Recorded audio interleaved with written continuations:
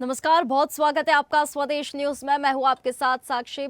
खास चर्चा आज करेंगे डॉक्टर मोहन यादव के बेटे की शादी, सामाजिक समरसता की मिसाल। दरअसल मुख्यमंत्री डॉक्टर मोहन यादव ने अपने छोटे बेटे अभिमन्यु की शादी में करोड़ों रुपए खर्च करने के बजाय सामूहिक विवाह कार्यक्रम में करवाने का फैसला लेकर अनोखी मिसाल पेश कर दी है। उज्जैन में मां शिप्रा के पावन तट पर 21 जोड़े 21 मंडपों में एक साथ विवाह बंधन में बंधे। इसी सामूहिक विवाह समारोह में अभिमन्यु और इशिता ने भी 7 जन्मों के पवित्र बंधन में बंधकर एक दूजे के जीवन साथी बनकर नए जीवन की शुरुआत की। वहीं कार्यक्रम में पारंपरिक रस्मों के साथ सामाजिक कार्यों के लिए भी ये पहल योजना जो बनाई गई है, जिससे ये सिर्फ एक शादी नहीं बल्कि एक सामुदायिक समारोह बन जाएगा।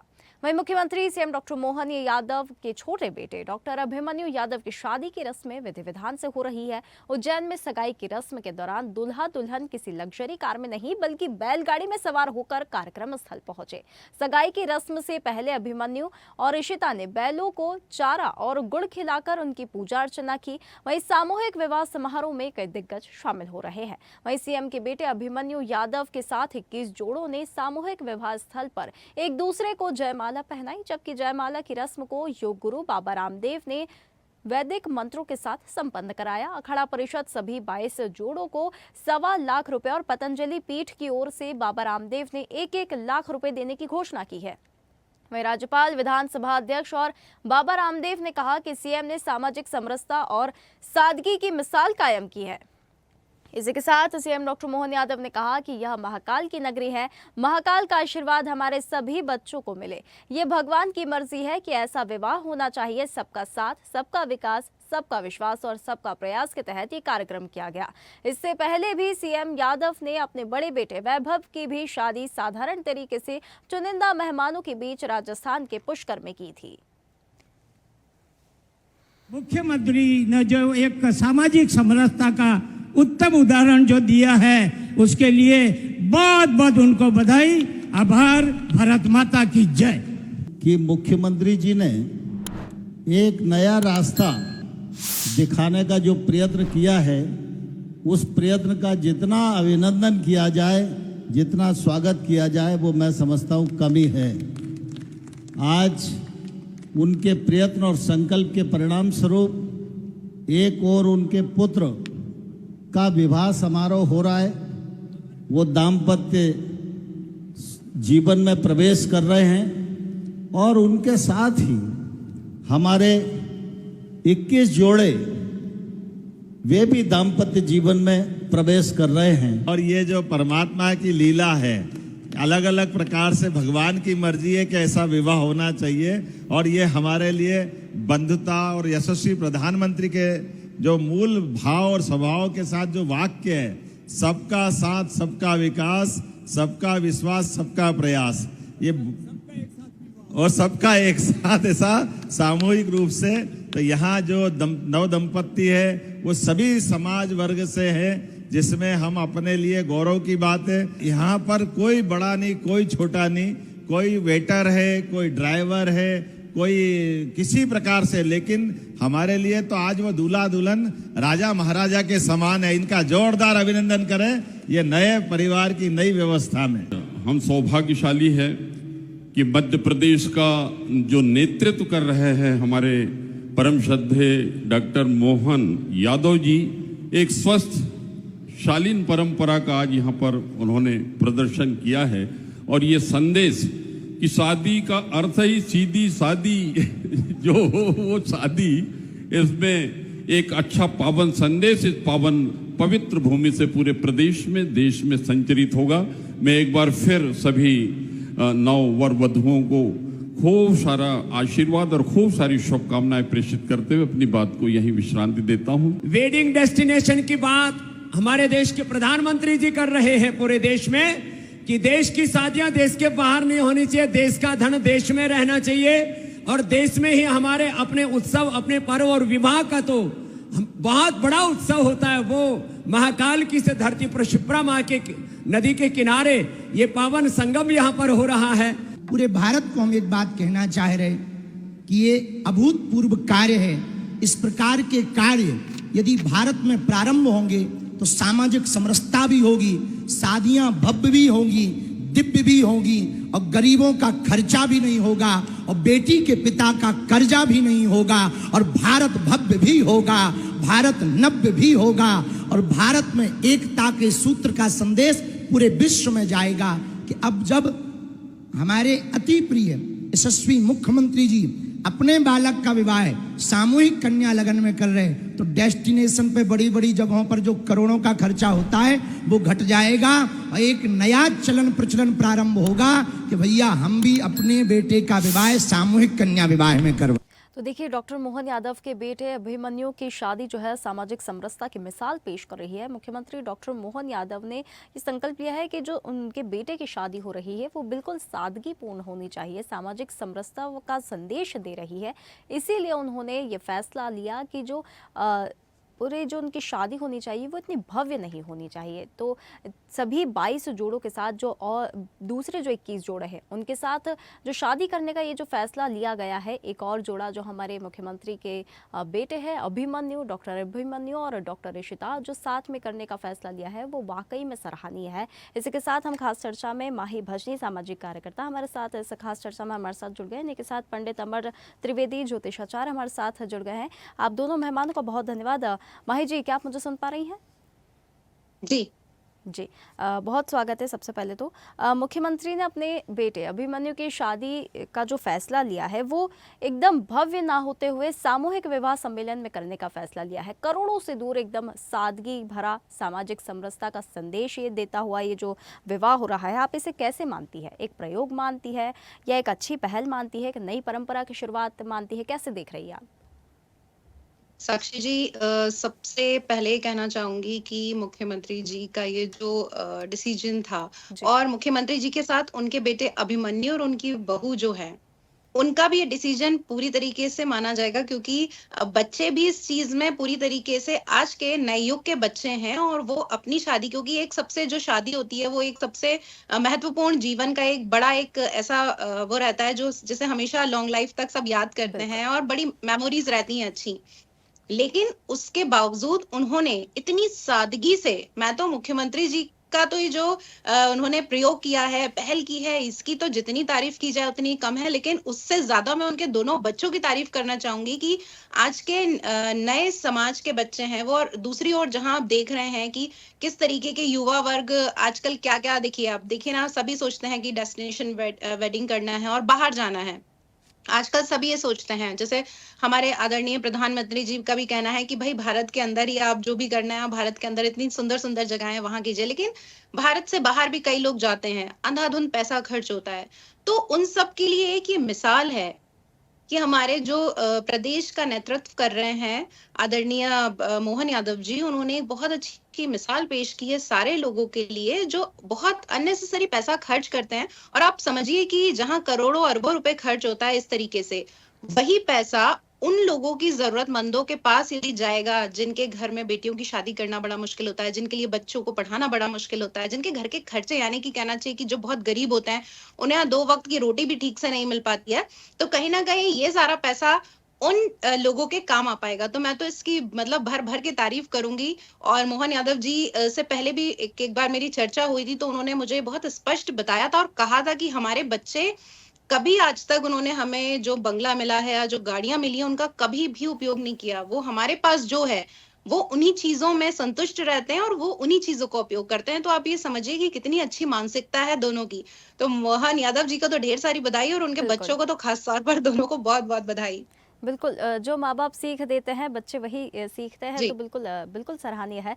पंडित अमर त्रिवेदी ज्योतिषाचार्य हमारे साथ जुड़ गए हैं। पंडित जी, क्या आपको मेरी आवाज़ आ रही है? जी, पंडित जी कहते हैं कि विवाह केवल 2 व्यक्तियों का नहीं, 2 आत्माओं का मिलन होता है, 2 परिवारों का मिलन होता है और जो 2 ऊर्जा चक्र होता है उनका मिलन होता है। तो इस प्रकार से सामूहिक विवाह सम्मेलन में जब शादी होती है तो किस प्रकार से इन स्पिरिचुअल वाइब्रेशंस किस प्रकार से पैदा होती है, कैसा प्रभाव पड़ता है? हमारे सामने उपस्थित होती है और प्रकृति में प्राकृत पुरुष और प्रकृति माता का अपना एक प्रभाव है। यह जो विवाह की क्रिया हो रही है, ये व्यवस्था एक विशिष्ट ऊर्जा को जन्म देती है, क्योंकि प्रकृति को आगे बढ़ाने का जो कार्य है ये प्रकृति के स्वयं के माध्यम से होता है। आज जो कार्य माननीय मुख्यमंत्री डॉक्टर मोहन जी यादव के सानिध्य में और उनके द्वारा दिए गए मार्गदर्शन में जो हो रहा है, ये समाज में एक विशिष्ट प्रकार का संदेश प्रदान करता है। यह कहा जा सकता है कि जिस प्रकार से वर्तमान में संस्कृति का स्वभाव जिस प्रकार का है, आज हम देख रहे हैं आधुनिकता के दृष्टिकोण से अतिरिक्त व्यय की स्थितियां बनती है। उन अतिरिक्त व्यय को रोकते हुए सभी प्रकार से सभी समाजों में एक विशिष्ट प्रकार की शुरुआत का क्रम माना जाता है। हालांकि इसके पहले भी सामूहिक विवाह के आयोजन होते रहे हैं, किंतु जहां पर अपव्यय की स्थिति को रोकने का संकल्प हो, जहां पर अतिरिक्त प्रदर्शनी को रोकने का संकल्प हो, जहां पर अलग अलग प्रकार के सामाजिक समरसता की बात आती हो, वहां पर यह एक प्रकार का अनुकरणीय पहल है, जिसके माध्यम से समाज को एक विशिष्ट प्रकार का संदेश जाएगा। बिल्कुल बिल्कुल पंडित जी, आज के भौतिकवादी समय में अगर हम बात करें सादगी की, जिस प्रकार से सादगी से ये जो शादी हो रही है डॉक्टर अभिमन्यु की, तो ये एक नई जो है एक सोच भी यहाँ पर बनती है, एक नई परंपरा की भी शुरुआत होती है। सादगी से किए गए संस्कार का ये ग्रह नक्षत्रों पर, ग्रह नक्षत्रों की दृष्टि से किस प्रकार का प्रभाव पड़ता है? देखिए, सबसे अच्छी बात तो यह है कि आज का जो दिन है, रविवार का दिन है, नक्षत्र शुभ है, और सर्वार्थ का जो दिन है, रविवार का दिन है, नक्षत्र शुभ है, और सर्वार्थ सिद्धि योग, अमृत सिद्धि योग का नाम का एक विशेष योग बनता है। इस योग में कहा गया है कि जब भी कोई कार्य होता है, इस कार्य में अनुकूलता होती है, कार्य की सिद्धि होती है, और जो विवाह के लिए जोड़े प्रस्तुत होते हैं उनके दीर्घ विवाह की शुभकामनाएं उनको प्राप्त होती है। साथ ही यह भी कहा जा सकता है कि धर्म, अर्थ, काम और मोक्ष के 4 पुरुषार्थों की विशिष्टता होती है। चूंकि विवाह में शास्त्रीय पद्धति में 4 फेरों का विशेष महत्व है। 3 फेरे परंपरा अनुसार दिए जाते हैं, तो 4 पुरुषार्थों के 4 फेरे बताए जाते हैं। ऐसी मान्यता है कि इस प्रकार के क्रम में यदि शास्त्रोक्त सांस्कृतिक अनुगम हो तो विशेष शुभ फलकारी माना जाता है। और आज का जो ये क्रम चल रहा है, ये अवंतिका तीर्थ क्षेत्र महाकाल की नगरी में है और शिप्रा तट पर हो रहा है। यह अपने आप में अद्वितीय है, अपने आप में सर्वश्रेष्ठ है। इस प्रकार के आयोजन में खासकर तब जब वह किसी भी प्रकार के अतिरिक्त प्रदर्शनी से मुक्त हो, अतिरिक्त किसी प्रकार के दिखावा से मुक्त हो, और सभी को साथ में लेकर के चलने की परंपरा को आगे बढ़ाने का सभी वर्गों के यहाँ पर हमें जोड़े देखने के लिए मिले हैं, सभी वर्गों के। और इसी बीच मुख्यमंत्री के बेटे यहाँ पर साथ में उन्होंने जो बिल्कुल ये जो फैसला लिया है, वाकई में ये सराहनीय एकदम लग रहा है, क्योंकि पर ना कोई बड़ा है ना कोई छोटा है। और देखिए, कहा जाता है कि पद की गरिमा हमेशा रहती है, तो जो गरीब लोग हैं वो कभी भी शायद उनके लिए एक सपने की तरह ही है कि मुख्यमंत्री जी के बेटे उनके साथ खड़े होकर, उनकी बहू उनके साथ 7 फेरे ले रहे हैं, तो उनके लिए जीवन भर के लिए बड़ा एक सपने जैसी चीज है। और जहाँ पे उन्हें ये महसूस कराया जा रहा है कि हम सब बराबर हैं, और हमारा देश वाकई में ऐसा ही है। सभ्य और संस्कृति के मामलों में यदि हम बात करें कि वहाँ बड़े और छोटे की कोई कंपैरिजन नहीं किया जाता, लेकिन वर्तमान परिस्थितियों में जैसी भी चीजें बनी हुई हैं, उसके जितना हम आधुनिकता की तरफ जाते जा रहे हैं, वहां पर सभी वर्गों में एक भेदभाव की भावना, या कोई अमीर है कोई गरीब है, तो ये सब चीजें बड़ी नॉर्मल हैं। लेकिन मोहन यादव जी का ये फैसला कहीं ना कहीं निश्चित तौर पर अब चीजों में परिवर्तन लाएगा। और मुझे ऐसा लगता है कि बहुत सारे ऐसे परिवार जो देखिए, कई बार ऐसा होता है कि कई चीजें लोगों को पता होती हैं लेकिन वो उसे अप्लाई नहीं कर पाते लाइफ में, लेकिन जब किसी को देखते हैं ऐसा करते हुए तो उनके मन में भी ये भाव आते हैं कि हाँ, ये बहुत अच्छा हुआ और हमें भी ऐसा करना है। तो निश्चित तौर पर इसी पर मेरे एक और प्रश्न होने जा रहा था माही जी। मैं रोकना चाहूंगी कि राजनीति से परे होकर ये जो उन्होंने ये फैसला लिया है, अब इससे वाकई में सामाजिक व्यवहारों पर भी कुछ पॉजिटिव असर हमें देखने के लिए मिल सकता है। बिल्कुल, देखिए, राजनीति एक अलग विषय है, और कहीं ना कहीं कहना चाहिए कि राजनीति, सनातन धर्म, परिस्थितियां, सब कुछ कहीं ना कहीं ऐसे जोड़ के देखें तो वो अपने आप में कनेक्ट होती हैं। और व्यवहारिकता में यदि देखें तो लोगों को एक बहुत अच्छी सीख मिल रही है इससे। और निश्चित तौर पर मुझे ऐसा लगता है कि अब आगे आने वाले जो 2026 है, इसमें आप देखेंगे कि बहुत सारी शादियां ऐसी होंगी जहां बहुत अच्छे, मतलब कहना चाहिए कि बहुत अच्छी बड़ी फैमिलीज, बिजनेसमैन या जो भी हैं, वो लोग भी इसी तरीके के कम खर्चों के साथ, कम दिखावे के साथ यहाँ इस सोच पे जाएंगे कि हमें अपने उसमें कम खर्चा करना है और हमें उन लोगों की मदद ज्यादा करनी है जिन लोगों को हमेशा कहीं ना कहीं धन की या फिर मदद की जरूरत होती है। बिल्कुल। पंडित जी, बाबा रामदेव भी इस दौरान मौजूद रहे। उन्होंने वरमाला के समय मंत्रोच्चारण कर जो वरमाला संपन्न कराई है, किस प्रकार से उसने सामूहिक कल्याण का जो ये सिद्धांत है, ये विचार जो उनका था, किस प्रकार से उस पर प्रभाव डाला है। बाबा रामदेव की मौजूदगी रही, बागेश्वर धाम के पीठाधीश्वर धीरेन्द्र कृष्ण शास्त्री की भी मौजूदगी रही। मुख्य बात आती है कि संस्कृति का अपना एक पक्ष था, संस्कृति के साथ धर्म का आगमन था, और धर्म में जितने भी साधु संत है, जो पीठाधीश्वर है, उन लोगों का आगमन भी नए जोड़ों के लिए एक आशीर्वाद स्वरूप माना जाता है। और जब कोई योगी और योगराज हो और उनके माध्यम से यदि कोई मंत्र की ऋचा आती हो, तो वह मंत्र की ऋचा का भावार्थ हम ये कहेंगे कि जब भी जो आपके नवयुगल विवाहित जोड़े हैं, आपके जीवन में संस्कृति, धर्म, उन्नति, प्रगति, आर्थिकता, सफलता, दीर्घायु, उत्तम दाम्पत्य जीवन, उत्तम संतति और राष्ट्र कल्याण की भावना आपके मन में विराजमान हो, इस प्रकार के मंत्र का भावार्थ होता है। यह इस बात का भी प्रतीक है कि प्रकृति और शास्त्र के माध्यम से जिस प्रकार की क्रिया पद्धति देवताओं के मध्य मानी जाती है, उसी प्रकार की क्रिया पद्धति पृथ्वी पर नए युगल जोड़ों पर अपने जीवन में आगे बढ़ाने के लिए कृत संकल्पित होकर के आगे बढ़े, यही इसका भावार्थ और उद्देश्य रहा है। बिल्कुल। पंडित जी, इसी दौरान एक सवाल मैं आपसे पूछना चाहूँगी। आप ज्योतिषाचार्य हैं। बाबा रामदेव ने धीरेन्द्र कृष्ण शास्त्री के बारे में ये कहा कि वो भी सामूहिक ये जो सम्मेलन है, विवाह सम्मेलन, उसी में बाबा बागेश्वर की शादी कराएंगे। इसके कुछ संकेत मिल रहे हैं हमें?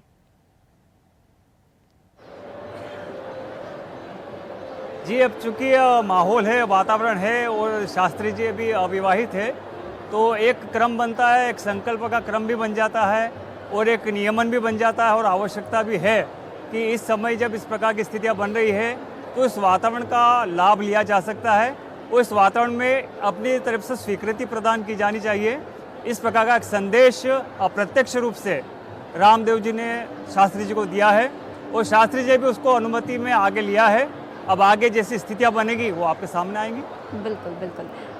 माही जी, देखिए, पूरे प्रदेश भर में इस शादी की चर्चा तो हो रही है, देश भर में भी हो रही है। यदि इस प्रकार के आयोजन बढ़ते रहे तो हम देखते हैं कि शादी में सबसे बड़ी टेंशन ये होती है कि इस प्रकार से आजकल वेडिंग डेस्टिनेशंस का हम देखते हैं, प्रचार प्रसार भी हो रहा है, किस प्रकार से लोगों में वेडिंग डेस्टिनेशंस को लेके इच्छा भी हो रही है कि हम अपने प्रदेश से, देश से बाहर जाके वेडिंग डेस्टिनेशन करेंगे। लेकिन इस प्रकार के आयोजन अगर वाकई में बढ़े तो एक बड़ा बोझ जो होता है ना, एक जो खर्चे का बोझ जो होता है, एक जो फाइनेंशियल जो हम कहते हैं एक बोझ होता है, वो बिल्कुल उतर सकता है। जी, बिल्कुल साक्षी जी, आप बिल्कुल सही कह रही हैं कि देखिए, यहाँ जो सारे लोगों की एक मानसिकता होती है ना, वो कहीं ना कहीं देखा देखी वाली बहुत होती है कि कोई ऐसा कर रहा है तो हमें भी ऐसा करना चाहिए। डेस्टिनेशन वेडिंग का आप देखिए, पहले उतना नहीं था क्रेज, जितना आप दिनों दिन बढ़ता जा रहा है। तो वो क्यों बढ़ता जा रहा है? क्योंकि कहीं ना कहीं लोग अपने फ्रेंड सर्कल में देखते हैं, एक दूसरे को देखते हैं, परिवारों में देखते हैं कि अच्छा इन्होंने क्या ऐसा किया है, अच्छा तो हम भी ऐसा करेंगे। तो ये इस तरीके से संदेश, मतलब ये जो है खर्चे का बढ़ाव जो कहना चाहिए कि कहीं ना कहीं आप ये तेजी से एक दूसरे को देखते हुए, एक दूसरे को कि इन्होंने किया है तो हमें भी करना है, इस तरीके से चीजें बढ़ रही हैं। लेकिन अब यदि ऐसा, जैसा कि मुख्यमंत्री जी ने कदम उठाया है, ये एक बहुत ही अच्छा कदम है और लोग इससे प्रभावित होकर इसको अपनाएंगे तो निश्चित तौर पर हमारे देश की सभ्यता, संस्कृति भी बढ़ेगी। क्योंकि आप देखिए कि यदि जो नए नव युगल जो रहते हैं, जो नए आजकल के लड़के लड़कियां हैं, उनकी मानसिकता अभी नए वर्तमान स्थितियां जो हैं, जो समय चल रहा है, उसके आधार पर है। लेकिन यदि इस तरीके से चीजें होती हैं तो कहीं ना कहीं उनका मानसिक स्तर भी बदलेगा। और यदि हम देश में बात करते हैं सनातन की, धर्म की, संस्कृति की, तो वो निश्चित तौर पर इससे बहुत तेजी से बढ़ेगी। जो अभी कहीं ना कहीं पाश्चात्य संस्कृति को जितनी तेजी से लोग अपना रहे हैं, तो मुझे ऐसा लगता है कि यदि ये चीजें बहुत तेजी से होने लगी तो निश्चित तौर पर हमारा देश वापस वही सनातन धर्म, संस्कृति और परंपरा को लेकर आएगा, जैसे कि पहले सतयुग में था। मुझे ऐसा लगता है। बिल्कुल बिल्कुल माही जी, ये जो फैसला लिया गया है सिंपल लिविंग का, सादगी का और सोशल रिस्पॉन्सिबिलिटी जो होती है, उसको एक बार फिर से राजनीति में क्या ये जगह दिला सकता है? बिल्कुल दिला सकता है। देखिए, माहौल जितना सुधरेगा जहाँ पे भी, तो चीजें कहीं ना कहीं देखिए, सकारात्मक चीजों में जैसे जैसे वृद्धि होती जाती है तो वो अपने आसपास के माहौल को भी, कोई भी हो फिर राजनीतिक, सामाजिक, किसी भी तरीके का माहौल, अपने आप से कहीं ना कहीं वो किसी भी स्तर पर बदलने लगता है। तो निश्चित तौर पर मुझे ऐसा लगता है कि बदलाव तो धीरे धीरे ही सही, लेकिन आएगा जरूर। बिल्कुल। पंडित जी, एक आपसे पूछना चाहूँगी आखिरी सवाल। आजकल वेडिंग डेस्टिनेशंस का जो ये माहौल बनता जा रहा है, जो वेस्टर्न कल्चर अपना रहे हैं हमारे आजकल के युवा, उनको आप क्या संदेश देना चाहेंगे कि इस प्रकार से सामूहिक विवाह सम्मेलन में भी शादी करनी चाहिए, सादगीपूर्ण शादी करनी चाहिए और अपनी संस्कृति से जुड़कर रहना चाहिए?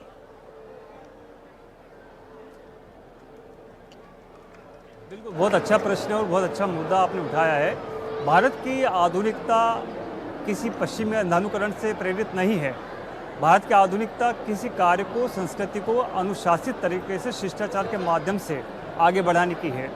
हमें यह बात समझनी होगी, नए युवाओं को यह बात समझनी होगी कि अतिरिक्त व्यय करने का कोई अर्थ नहीं है और संस्कृति और परंपरा के बिना जीवन व्यर्थ है। हम संस्कृति, हमारी भारतीय संस्कृति जो है, हमारे सनातन धर्म की परंपरा जो है, वो आपके परिचय को आगे बढ़ाती है। आज हम देखेंगे कि जो भी स्थितियां बन रही है, डेस्टिनेशन वेडिंग का जो कंसेप्ट आया है, वो कंसेप्ट भारतीय समाज से बिलोंग नहीं करता है। हमें संस्कृति को लौटना चाहिए। सभी आधुनिक विचारधारा वाले युवाओं से मैं एक अनुरोध करूंगा कि आज की तारीख में भारतीय समाज को प्रबल बनाने के लिए, प्रगतिमय बनाने के लिए, उत्कृष्ट बनाने के लिए, मजबूत बनाने के लिए उन उपायों का सहारा लें जो संस्कृति और धर्म को आगे बढ़ा सके, आपकी पहचान को दृढ़ कर सके और यथार्थ में आ सके। बिल्कुल बिल्कुल पंडित जी, हमारी परंपराओं को बिल्कुल नहीं भूलना चाहिए। देखिए, आप मनोरंजन कीजिए, सारी चीज़ें आप कीजिए, लेकिन अपनी जो परंपरा है, अपनी संस्कृति जो है, उसको साथ में लेकर चलना बहुत महत्वपूर्ण होता है। बहुत धन्यवाद आप दोनों मेहमानों का हमारे साथ जुड़ने के लिए। तो देखिए, सीएम डॉक्टर मोहन यादव के बेटे की शादी है, सामाजिक समरसता की मिसाल पेश कर रही है।